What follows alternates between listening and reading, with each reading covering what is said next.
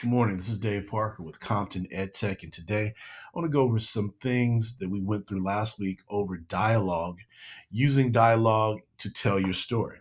Now, again, this challenge is based on creating your favorite or a cool fall story.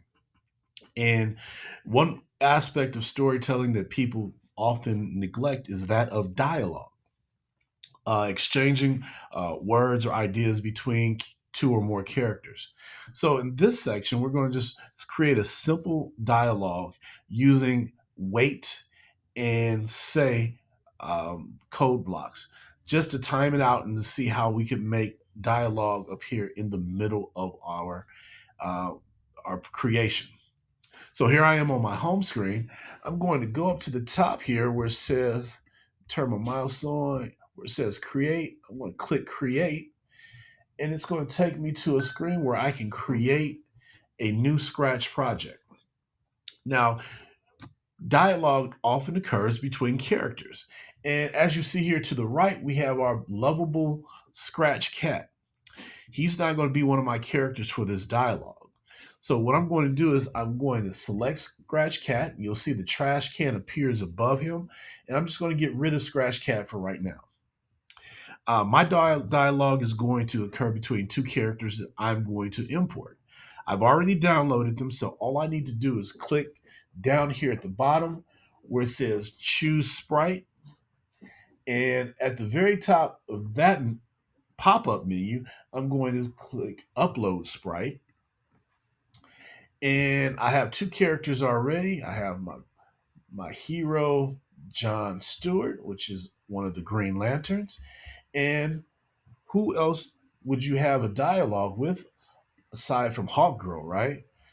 Then Sinestro, your arch foe.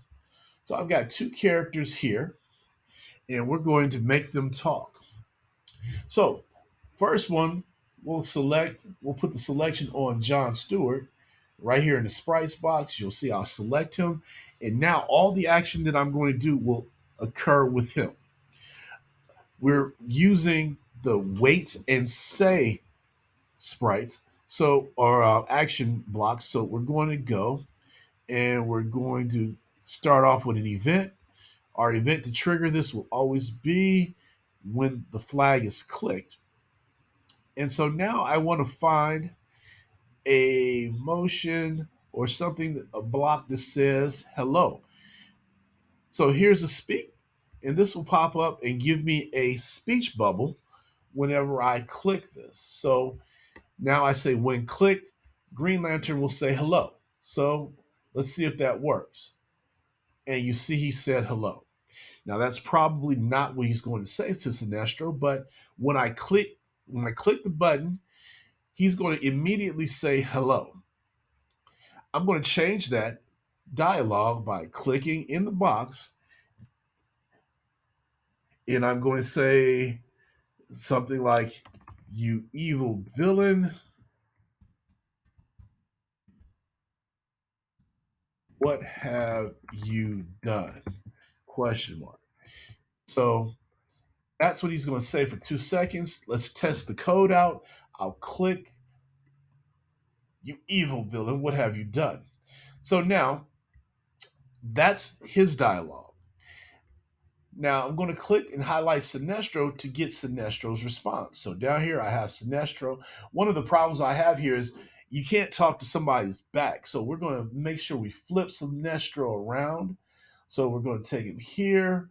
We're going to click his direction. And notice I'm going to flip him. Not really. I'm going to start him here. And then I'm just going to click right here in the middle.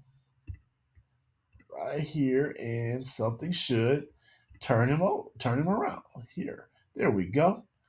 So now they're facing each other, and now I can get Sinestro's response. Now remember, John spoke for 2 seconds, so now for Sinestro's response, I've got to wait. So I'm going to get hello, but I also need a control that lets me know when to trigger his talking. So I'm looking for a wait control. You see that? I don't see it. It should be down here. Operations, we need the weight control. And with the magic of television, we can edit that out. I'm going to find the weight control and I'm going to tell Sinestro to wait maybe about 3 seconds, 3 seconds, maybe four, before he responds.